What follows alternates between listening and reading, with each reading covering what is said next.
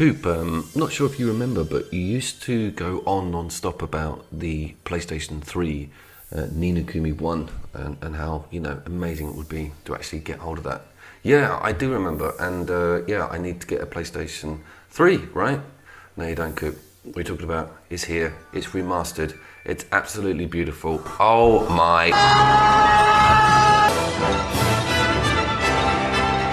So the good news is I don't need to buy a PlayStation 3. We now have Ni no Kuni 1 on the PlayStation 4, 4K settings, nice audio language variables, which I'm a big fan of. I can put the Japanese language on and have English text, amazing. Incidentally, I'm also testing this on Switch. Now we've got some options with 4K and resolution. We can go 1080 and we can have a 60 frame per second peg, or we can go up to full 4K and have it at 30 frames per second. I chose the first one of these options. I'm not actually owning a 4K TV at the moment. I'm between 4K TVs. Got the money! Okay, you got the money. You want me to choke you out? But I wanted to lavish over this lovely opening scene. Look at that lady with that dustbin and that broom, and just how crisp this game is looking. It is looking crisp as hell. I am so impressed with it.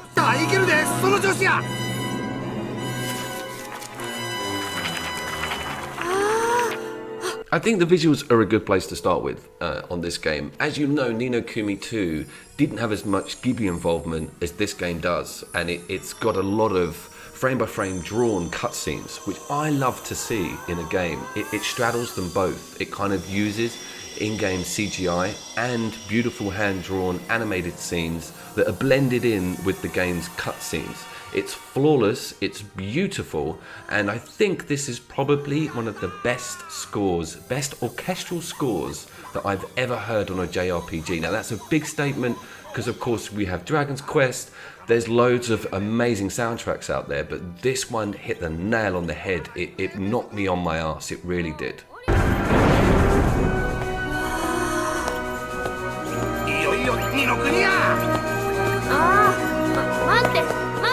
Going deeper graphically, we see that I think there's a change when it comes to the overhead map screen. Don't quote me on this because I haven't played the original. That's also a unique angle that I can offer, is that I'm a massive fan of Ni no Kuni 2 but have never played the original. But I can turn this map around when we're on that open world screen.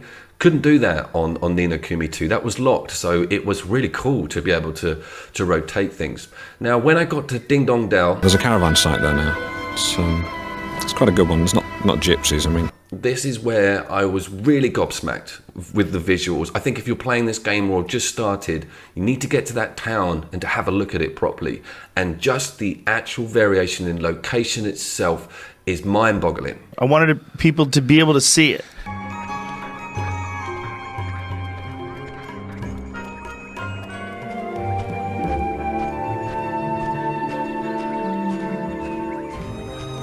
Going to a first-person view is also something I found in the game as well, by clicking in the R buttons.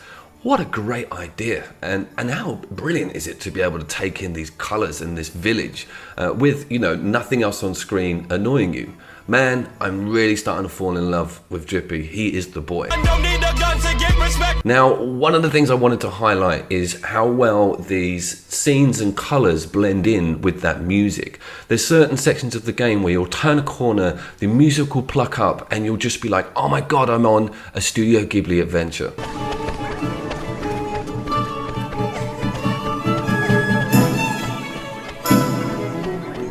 These beautiful musical nods and moments coupled with the visuals, it happens all the time, especially in these overhead maps. The emotions are just everywhere. It's so gorgeous.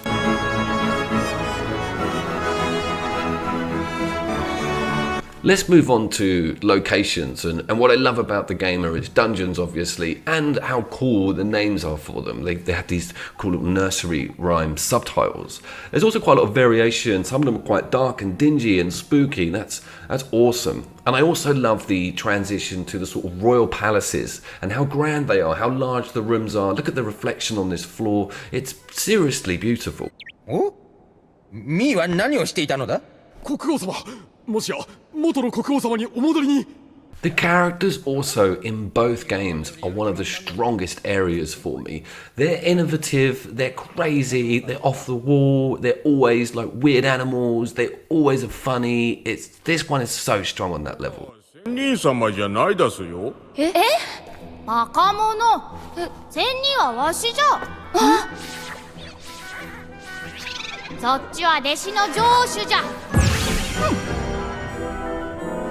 Let's get to infantry management, sort of, the RPG aspects of the game itself. A lot of this is instantly recognizable for me from Ni no Kuni 2. If anything, it's kind of a streamlined interface. It looks very, very simple. It's not complicated by any stretch. There are lesser slots to actually put things into on your various party members, etc. But I don't mind that at all. It's quite refreshing, it's easy, it's not complicated. I fell straight into it, almost instantly.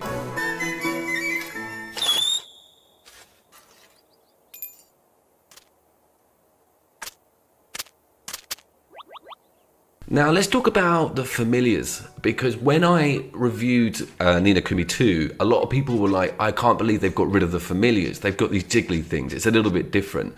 But these things are basically like, they're not like Pokemon because you don't have to catch them, you get given them, but you use them in combat, and they're very detailed in regards to what they can wear. You can even feed them treats, you can give them buffs, they all level up. I've got about 5 at the moment. They are gorgeously adorable and they are really funny in combat.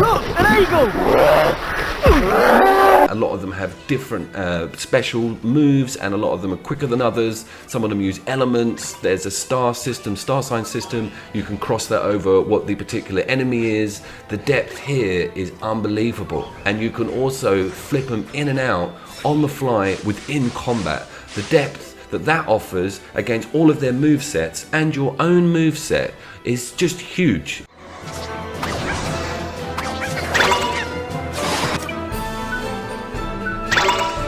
So before you know it, you're swapping out different familiar types, you're matching them up with the ailments, then you're using different familiars that are immune to certain bosses. It's very, very fluid, and it feels very, very natural, and it feels very in-depth really, because you're managing so much stuff all the time. Now what you do have to do is actually manually defend. Bosses and enemies will have a big build attack, and one of the holy grails on the combat field is finding one of these gold orbs. First shalt thou take out the holy pin, then shalt thou count to 3. Things go particularly mental when you find one of those, and each character has a different special cutscene.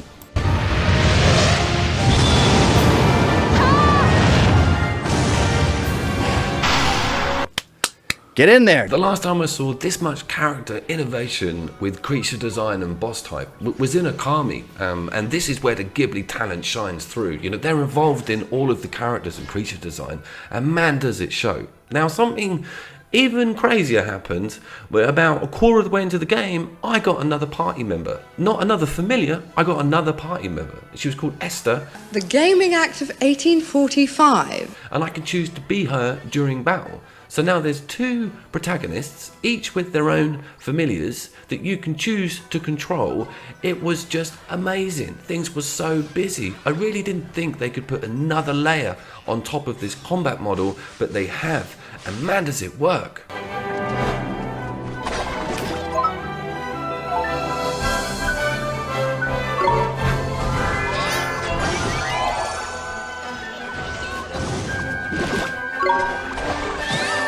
I completely get what people say now about the changes in the combat system between the 2 games. I really do.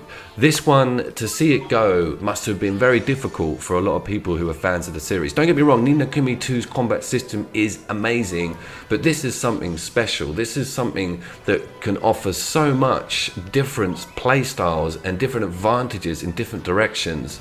It kind of, as I say, blew my mind a bit.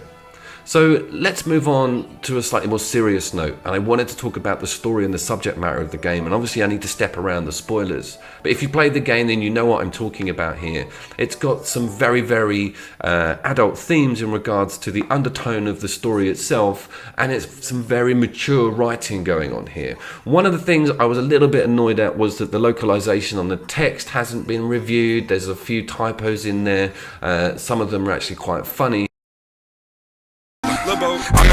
But seriously, the maturity levels with this content are sky high. I'm really impressed with how it was approached. I'm really impressed with how they've married up the real world with this Ni no Kuni world. They're dealing with this kid's grief. You know, he's obviously snapped and is running around the village with a cape on and a stick, shouting at people. We've all been there. But it's just so well handled.